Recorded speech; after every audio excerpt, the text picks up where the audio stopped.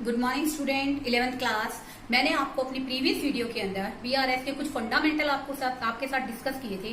तो बेटे आज उन फंडामेंटल के बेस पे ही मैं आपको क्या करवा रही हूँ, क्वेश्चंस करवा रही हूँ, ताकि आपको ये फंडामेंटल हैं वो सही ढंग से समझ में आए या नहीं आए, आप उनको अच्छे ढंग से कंसीडर कर सकें। तो देखो बेटे, I am started from question number 1। When debit balance as per cash book is given. तो देखो बेटे, आप लोग यहाँ पर लिखेंगे debit balance as per cash book. हम सबको पता है बेटे कि जो डेबिट बैलेंस होता है कैश बुक का बच्चों, वो होता है फेवरेबल बैलेंस। क्या होता है बच्चों? Favourable balance. और फेवरेबल माने पॉजिटिव। फेवरेबल माने क्या होता है? पॉजिटिव, यानी कि प्लस आइटम। ओके, तो बेटे आप लोग यहाँ पर क्वेश्चन पढ़िए। रिमझिम लिमिटेड करंट अकाउंट ओपन करती है एसबीआई के साथ, और यहाँ पर बेटे हमें बेसिकली कैश बुक का डेबिट बैलेंस गिवन है 1,54,300। ओके, तो बेटे यहाँ पर कुछ आइटम्स को क्या होंगे बच्चे, जिनको हम लोग क्या करेंगे, ऐड करेंगे, यानी कि प्लस करेंगे। और कुछ टर्म्स बेटे क्वेश्चंस में ऐसी होंगी जिनको हम लोग क्या करेंगे, माइनस। सिर्फ आपको यही तो समझना है कि किस टर्म को क्यों प्लस कर रहे हैं बच्चों और क्यों लेस कर रहे हैं। ऐड के साथ आप माइनस की बजाय लेस लिखिए, वो ज्यादा बेटर लगेगा। ऐड और लेस। ओके, अब देखो बेटे, मैं आपको कॉन्सेप्ट वाइज क्वेश्चन कराती हूँ। Start from the first entry. Cheque receipt but not yet credited by the bank. अब है ना बेटे, मेरी बात को बिल्कुल ध्यान से कंसीडर करो। सबसे पहले तो यूं लिखा करो बेटे कि हम लोग, हमारे पास बैलेंस कौन सा गिवन है बच्चों? कैश बुक का, कैश का बैलेंस गिवन है। और हमें बेटा मैच किसके साथ करना है? बैंक के साथ। तो बेटे कुछ ऐसी एंट्रीज हमने क्वेश्चंस के अंदर कर दी जिसके कारण बच्चों हमारा कैश और बैंक के बैलेंस में क्या हो गया बच्चों, डिफरेंस हो गया। तो ये बैंक रिकंसिलिएशन स्टेटमेंट क्या करेगी, हमारे इस डिफरेंस को कवर करेगी कि किस तरह से हम लोग इसको कर सकते हैं। ठीक है बच्चों, अब देखो बेटा, कैश बुक का जो कैश का बैलेंस है बेटे, हम किस तरह से करेंगे, जैसे हमारा बैंक काम करेगा। कैसे करेंगे बच्चों?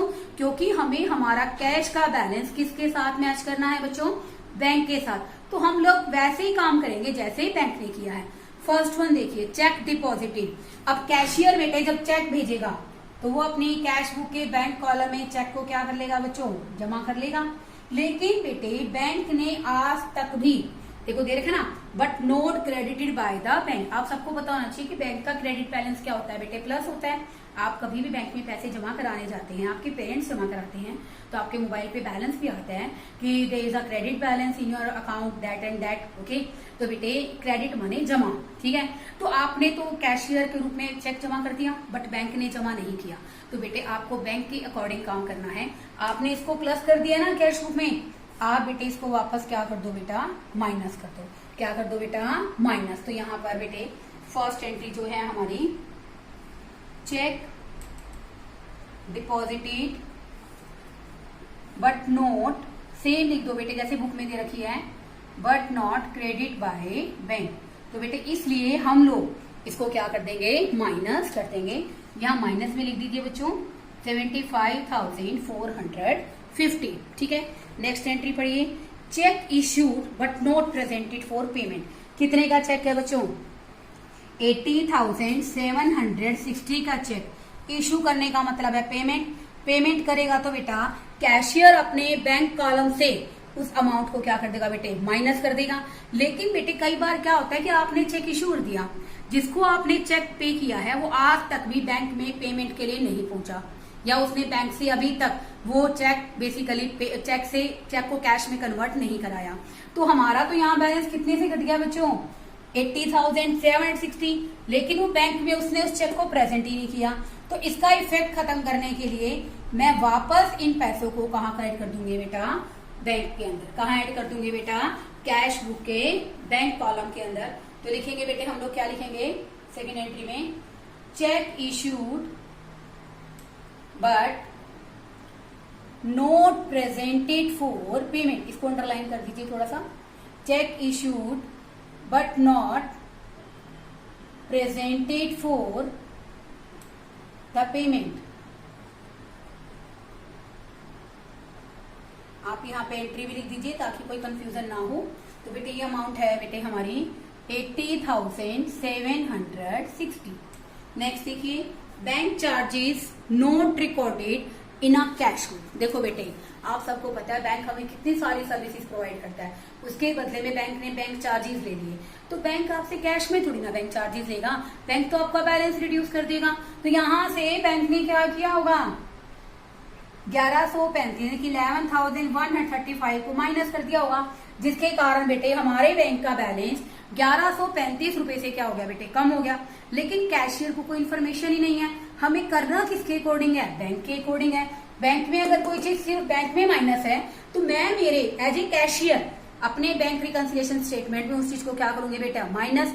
यानी कि कैश के बैलेंस को बैंक से मिलाने की सबसे पहली शर्त क्या है कि जो बैंक में बैंक मैनेजर ने किया है या जिसने आपका अकाउंट हैंडल किया है, जैसे किया वैसे ही करोगे, ताकि जो गलतियां आपसे हुई हैं उनके थ्रू आप लोग अपने बैलेंस को मैच कर सके। तो देखो बेटे, ये जो बैंक ने माइनस किया है इसको बेटे थर्ड एंट्री को bank charges charge by the bank, आप भी बेटे इसको क्या कर देंगे, माइनस। आप क्यों माइनस करेंगे, क्योंकि बैंक ने बैंक चार्जेस डायरेक्टली आपके बैंक अकाउंट से क्या कर दिए हैं, माइनस कर दिए हैं। आगे देखो बेटे, check received by the bank directly from the trade debtors. अब देखो बेटे, कई बार क्या होता है, आपको किसी से चेक लेना, आप बोलोगे हाँ भाई मेरे बैंक में डलवा दे, होता है ना ऐसा कि चेक को डायरेक्ट उसने क्या कर दिया, आपके बैंक के अंदर जमा करा दिया। तो क्या होगा बेटे, उससे आपके बैंक का बैलेंस बढ़ गया। कितने से बढ़ गया बच्चों, 1,35,200 से। हमें तो इससे अपने अकाउंट को मैच करना है, तो मैं भी क्या करूँ यहाँ पे 1,35,200 को ऐड कर दूंगी। तो ये बेटे हमारी फोर्थ एंट्री है। आप क्या लिखोगे इसमें, चेक डायरेक्टली डिपॉजिटेड, जो आपकी बुक में दे रखा है बेटे सेम लिख दो, कोई दिक्कत नहीं है, डायरेक्टली डिपॉजिटेड इनटू बैंक। ये आ जाएगा बेटे, आप इसको प्लस कर देंगे 1,35,200। नेक्स्ट देखिए बेटा, नेक्स्ट पॉइंट में आपको दे रखा है insurance premium paid by the bank as per my instructions. अब देखो बेटे, बैंक मैंने कहा ना बहुत सारी फैसिलिटी हमें प्रोवाइड कराता है। बैंक ने क्या किया, डायरेक्टली मेरे बैंक अकाउंट से बेसिकली किसकी पेमेंट कर दी, मेरे इंश्योरेंस प्रीमियम की पेमेंट कर दी। अगर बैंक से कोई पेमेंट होगी तो 15,400 जो कि इंश्योरेंस प्रीमियम पे किया है वो माइनस हो गया होगा, माइनस हो गया ना। अगर कुछ कह ही नहीं रखा तो इसका मतलब कैशियर को पता ही नहीं, कैशियर के पास कोई इन्फॉर्मेशन नहीं है कि भाई मैंने कह तो दिया कि भाई मेरा इंश्योरेंस प्रीमियम पे कर दे, बैंक ने पता नहीं करा कि नहीं करा। इसमें दे भी लिखा ना, तो cashier has no information about it, cashier को कोई इन्फॉर्मेशन नहीं है। तो बेटे हमें किसके अकॉर्डिंग काम करना है, बैंक के अकॉर्डिंग। तो बेटे हम लोग भी इसको क्या कर देंगे, माइनस कर देंगे। Insurance premium paid by the bank as per instructions, मैंने इसको जो इंस्ट्रक्शंस दी उसके अकॉर्डिंग उसने क्या कर दिया, इंश्योरेंस प्रीमियम को बच्चों पे कर दिया। तो बेटे ये आ जाएगा हमारा 15,400। नेक्स्ट देखिए बेटे, dividend collected by the bank but not recorded. Dividend क्या है बेटे, यानी कि profit, part of profit is known as a dividend. ठीक है, हमने कहीं इन्वेस्टमेंट कर रखा है किसी अनदर कंपनी में, कंपनी से डिविडेंड मिला, डायरेक्टली मेरे बैंक के अंदर आ गया, तो इससे बेटा मेरे बैंक का बैलेंस क्या हो गया बेटे, बढ़ गया। How much amount it will increase, 1,000। तो बेटे यहाँ पर 1,000 से मेरे बैंक का बैलेंस बढ़ गया, तो बेटे मैं इसको क्या कर दूंगी, ऐड कर दूंगी, क्योंकि मुझे किसके अकॉर्डिंग काम करना है बच्चों, बैंक के अकॉर्डिंग। तो आप यहाँ पर बेटे डिविडेंड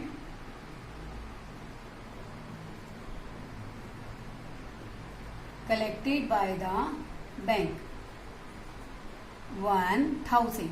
ओके, डिविडेंड क्या कर लिया बेटे, हमने कलेक्ट कर लिया। सबसे पहले तो बेटे आप इन दोनों कॉलम्स का क्या करेंगे बेटा, टोटल करेंगे। उसके जस्ट बाद आप लोग क्या लिखेंगे बच्चों, बैलेंस फॉरवर्ड करेंगे कि आपको बैलेंस को कैसे शो करना है। ये आ गया 3,71,260। ऐसे बेटे हम इसका टोटल करेंगे, इसका टोटल आ जाएगा 91,985। देखो बेटे हमें हमारा बेसिकली डेबिट बैलेंस क्या है, ज्यादा है, और क्रेडिट बैलेंस क्या है बच्चों, कम है। तो हमारी अमाउंट किस साइड बचेगी बच्चों, क्रेडिट साइड पे। आप सबको पता है बेटे कि हमारे बैंक का क्रेडिट बैलेंस क्या होता है बच्चों, फेवरेबल होता है।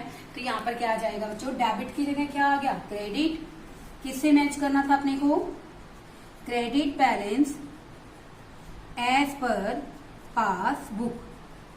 ठीक है बेटा, तो आप अमाउंट कहाँ लिखेंगे? यहाँ लिखेंगे। जो हमारा बैलेंस क्या है बच्चों, डिफरेंस में है, ये है बेटे हमारा 2,79,275। 2,79,275। एक बार और आपको शॉर्टली रिपीट कर देती हूँ क्वेश्चन, ताकि आपको संख्या समझ में आ जाए।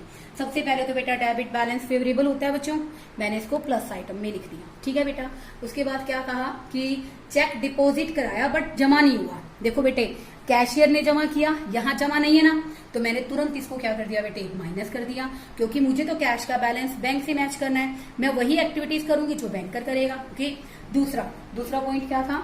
चेक इशू माना पेमेंट करना, बट बैंक के पास कोई प्रेजेंटेशन के लिए नहीं पहुंचा, किसी ने कोई पेमेंट नहीं मांगी। एज ए कैशियर मैंने क्या कर दिया, 80,760 को माइनस कर दिया। वही बेटे मैंने दोबारा इसको क्या कर दिया, प्लस कर दिया, ताकि यहाँ पर कोई इफेक्ट नहीं आया। ठीक है, तीसरी ट्रांजेक्शन क्या है बच्चों हमारी? Bank charges charge by the bank. Bank ने बेटा चार्जेस चार्ज किए, कैशियर को कोई इन्फॉर्मेशन नहीं थी, तो इसलिए बेटे मैंने क्या किया कि एज ए कैशियर मैंने अपने अकाउंट में से भी वो अमाउंट क्या कर दी, डिलीट कर दी। Delete in the sense, sorry it's a WhatsApp term, I am talking about minus. मैंने इसको क्या कर दिया बच्चों, माइनस कर दिया है। ठीक है बेटे, आगे देखिए इस क्वेश्चन के अंदर बेटे हमें जो हमारी फोर्थ टर्म दे रखी है, इंश्योरेंस प्रीमियम। एक तो ये है बेटे कैशियर के पास बेसिकली हमारा जो कस्टमर है डायरेक्टली बैंक में पैसे जमा करा गया, तो बेटे यहाँ पर वो पैसे जमा हो गए, बट कैशियर को तो नहीं पता, उसने तो बैंक कॉलम में जमा नहीं किए, तो मैंने बेटे क्या कर दिए, ये प्लस कर दिए 1,35,200। उसके अलावा बेटे हमारी तो फिफ्थ एंट्री इंश्योरेंस प्रीमियम, बेटे हमें क्या कर दिया भाई, हमने उसको इंस्ट्रक्शंस दी कि हमारा इंश्योरेंस प्रीमियम पे कर दे, और उसने इंश्योरेंस प्रीमियम क्या कर दिया बेटे, पे कर दिया। तो यहाँ से बेटा 15,400 रुपए माइनस हो गए, तो मैंने भी बेटे 15,400 यहाँ से क्या कर दिए बच्चों, माइनस कर दिए। लास्ट एंट्री डिविडेंड बेटे बैंक ने कलेक्ट किया।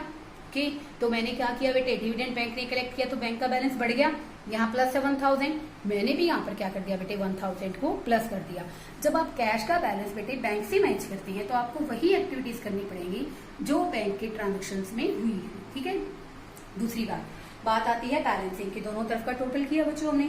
उसके बाद डेबिट के बाद credit balance as per passbook. कैसे आया बेटे क्रेडिट बैलेंस, क्योंकि देखो बेटे बेसिकली हमारा डेबिट बैलेंस ग्रेटर है। ठीक है, तो इसका मतलब फेवरेबल टर्म है, फेवरेबल कैशियर के लिए है, तो नो डाउट बेटे हमारा जो बैलेंस है बैंक का फेवरेबल कौन सा होता है बच्चों, क्रेडिट बैलेंस होता है। तो credit balance as per passbook 2,79,275। बेटे ऐसे ही आपको हर वीडियो के अंदर कोशिश करेंगे 2 या 3 क्वेश्चन आपको कराने की, ताकि आपको कॉन्सेप्ट समझ में आए। अब बेटे आप नेक्स्ट 2 क्वेश्चन मुझे निकाल के फॉरवर्ड कीजिए, और मुझे लगता है कि आपको सबको समझ में आए हैं जिन बच्चों ने बेसिक को बहुत अच्छे तरीके से किया है। Okay, thank you students.